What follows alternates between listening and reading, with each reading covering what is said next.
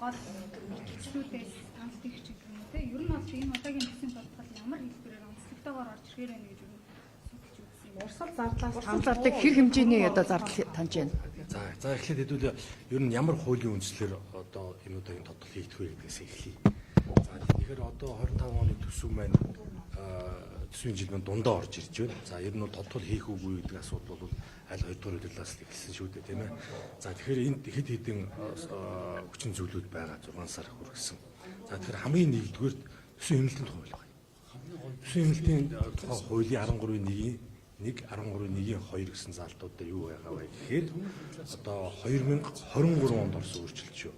Энэ нь ингээд 2025 оноос хэрэгжиж эхлэх юм хугацааны залт байсан. За энэ залт нь юу вэ гэхээр тухайн жилийн одоо төсвийн хуулийн дээр тавигдсан хөрөнгө оруулалтууд одоо улдаан ажиллагаанд бүрэн дууссан. Өөрөөр хэлбэл тендерийн зарлагдаад улдаан ажиллагаанд гэрээ хийгдээгүй бол хэмнэлтэн тооцно гэдэг ийм хатуу залттай.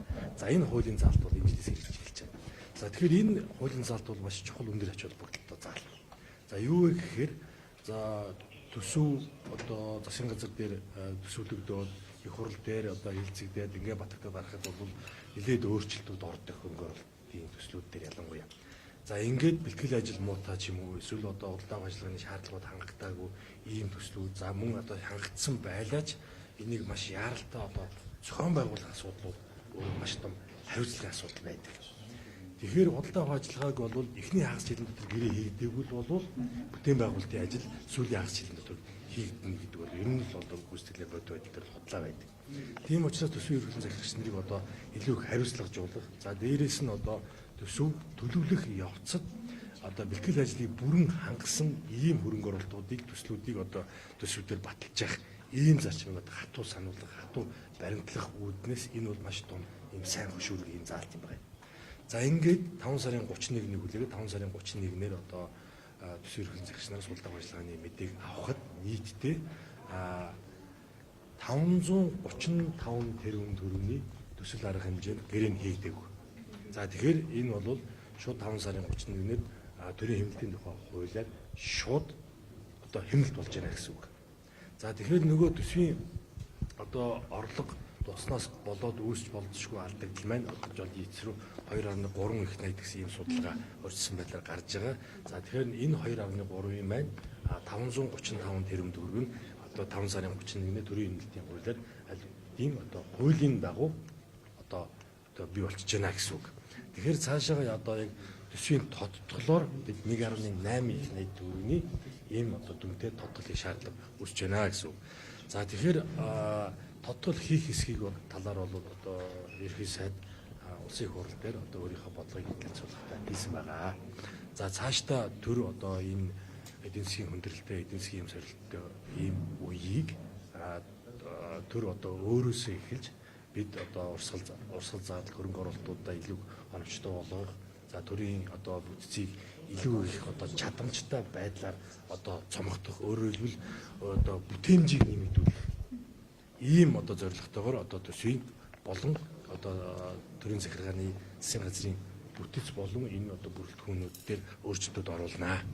Зарим үндэсний хороодыг татан буулгаж байгаа гэсэн агентлагуудыг нэгтгэж байгаа гэсэн тийм. Төсвийн тодтолоо өргөн барихаар ингээ болж байна. Тэгэхээр өөрөөр хэлбэл яг хуулийн үндэслэл маань одоо төсвийн суур хуулийн дээр байдаг шүү дээ. 34 заалтан дээр одоо 4 заалт бүхий ийм зүйлүүдийг тэрний одоо 34.1-ийн 3 дээр юу гэж үүдэг вэ гэхээр төсвийн ерөнхий захирагч нарын хооронд зохицуултын шаардлага үүсвэл төсвийн тодтол хийнэ гэсэн. Ийм одоо хуулийн үндэслэлээр засгийн газрын бүтцэд өөрчлөлт орж байгаа учраас тодтол хийн. За үүнийг дагуулад дөрөвний миний хэлсэн хэмнэлтийн тодтолыг өргөн барихаар одоо бэлтгэл хангаад өнөөдөр танилцууллаа. 59 үндэсний хороог татан болгож байгаа гэсэн үү? 3 их найдаас 535 тэрбум төгрөг нь бол хөрөнгө оруулалтаас асах нь байна. 1.8 нь бол урсгал зардлаас асах нэ. За энэ урсгал зардал дотор бол таны сая асууж байгаа үндэсний хороодууд болон үүнээс гадна нэлээд хэдэн одоо яамдууд дээр яамны харьяа ариа агентлаг бүтцүүдийн ийм одоо институцууд байдаг. Тэрийг одоо заримыг нь татан буулгах, одоо нийлүүлэх, нэгтгэх ийм процессууд одоо хийгднэ. За төрийн албан агч нарын тоог цөөлөх асуудал бол аль хэдийн улсын хурал дээр яригдсан. За өнгө засгийн газар дээр эдийн засгийн хөгжлийн яамнаас өргөн барьсан төсвийн хүрээний мэдээлэл дотор ганц хүмүүс сайд одоо маш ойлгомжтой хэлсэн тийм ээ. Ирэх жилүүдэд төрийн албан агчны тоог одоо 9%-аар бууруулна. Илүү одоо цомхон, илүү чадамжтай, илүү бүтээмж өндөртөө ийм бүтцтэйгээ цааш нь ажиллана гэсэн байна. За тэгэхээр энийг 9%-аар төрийн албан агчны тоог одоо багасгах энэ процесс бол энэ удаагийн тодтолоор эхэлнэ. 14,000 одоо албан агчийг цомгдох тооцоо орж ирсэн үү? 14,400 одоо төрийн албан агч нар энэ 9% тооцоон дээр орсон байлаа. За энийг эдийн засгийн хөгжлийн яамаас нэлээд дэлгэрэнгүй одоо ярьж танилцуулж улсын хурал дээр бол аль хэдийн батлуулсан. За тэгэхээр энийг одоо ирэх жилийн төсвөөс үү эсвэл тодтолоор үү гэж одоо судалж байгаад бид одоо энэ угцаа алдалгүйгээр энэ удаагийн тодтолд одоо багтааж оруулахаа ингээд шийдлээ. За ингээд энэ одоо хөрөнгө оруулалтаас асч байгаа юу? Би сая хэллээ шүү дээ. 535 дөрөнгөөр хөрөнгө оруулалт. За 1.8 их найдаар энд байгаа сургууль, энд байгаа эмнэлгийг хасчих үедээ гэсэн бас асуулт гарч ирж байна. Яг юу хасах юм бэ гэхээр тодорхой мэдээлэл хасчих вэ гэж бид үзэж болохгүй. Хуулийн дээр төрийн эмнэлтийн хуулийн дээр хэрвээ одоо сайд нар, төсвийн эрхлэн цагч нар улдаах ажиллагаа 5 сарын 30-ны дотор одоо хариуцлага гаргаж зохион байгуул чадаагүй, гэрээг нь хийгээгүй бол төрийн эмнэлтэнд тооцно гэдэг ийм хуультай. Энэ бол тодтол биш. Тодтолоос өмнө энэ одоо хуулиар хэмнэгдэжээ гэсэн үг байна. За тэгэхээр энэ жил бол та бүхэн сайн мэдж байгаа. Энэ жилийн 2025 оны төсвийн хуулийн дээр бүтээн байгуулалтын ажлууд бол томоохон бүтээн байгуулалтын ажлууд бол маш цөөхөн байгаа шүү дээ, тийм ээ. 42 ийм л одоо бүтээн байгуулалтын ажлууд байгаа. За эндээс бол харин ихэнх ажлууд нь хийгдсэн. За эндээс бол 3 зам гэрийн хийгдээгүй учраас эмнэлтэнд орсон. За энэ гол эмнэлтэнд орсон хөрөнгө оруулалтын ажлууд бол сайд нарын багц дээр байгаа ажлууд байна.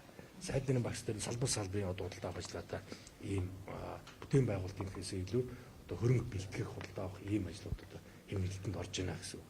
За харамсалтай нь одоо эрүүл мэндийн яамд жишээ 64 төгрөгийн одоо том төхөөрөмж худалдаа авах байтал худалдаа авах ажиллагааг зохион байгуулж чадаагүй. Маш харамсалтай.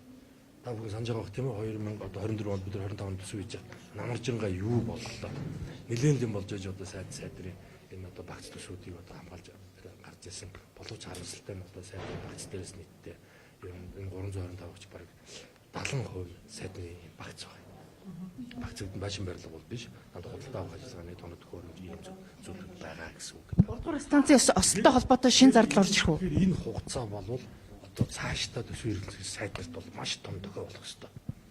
Ер нь бол худалдаа авах ажиллагааг бол одоо төсөв батлагдмагц 11 сарын 15-нд батлагдмагц 11 сарын 16-наас эхэлж болох ийм одоо хуулийн зохицуулалтаа шүү дээ. Гэтэл одоо 11 сарын 15-наас 5 сарын 31 хүртэл чинь бараг 7 сар байхгүй 7 сар 15 хоногийн хугацаанд худалдаа авах ажиллагаа цоон байгуулж чадахгүй нэгдэг бол бас их маш харамсалтай. Станцын турбиныг шинчлэх асуудал дээр ямар зардал орж ирэх вэ? Хариуцлага байх хэрэгтэй. Станцын турбиныг шинчлэх дээр ямар зардал орж ирэх вэ? За тэрнтэй холбоотой одоо ингэ. За өнөөдөр бол ингээд танилцуулга орж байгаа. За ерхий сайдаас ямар үүрэг өгсөн бэ гэхээр ингээд энэ хэмнэлтийн тоо маань ингээд сайд нар дээр гарна шүү дээ тийм. За тэгэхээр энэ тоонуудаа сайд нартай танилцуулаад өгөөд за энэ дотроо ямар зарчим баримталж одоо төсвийнхаа хэмнэлтийг хийх вэ гэдгийг бол ерхий сайд нартай үүрэг өглөө. За сайд нар маань бас ингээд шинэ байгаа төсвүүдтэйг бас танилцж амжаагүй байгаа учраас одоо 2 хоног бас суух хэрэгтэй байна. Ингээд өнөөдөр маргааш одоо сангийн яамн дээр бид бүх сайд нартайгаа яамдтайгаа суугаад эцслээд 5 дахь өдөр одоо эргэж танилцуул засгийн газар ээлж бусдын одоо хурал зарлана гэдгийг эргэж сайд өөрөөр. 5 сарын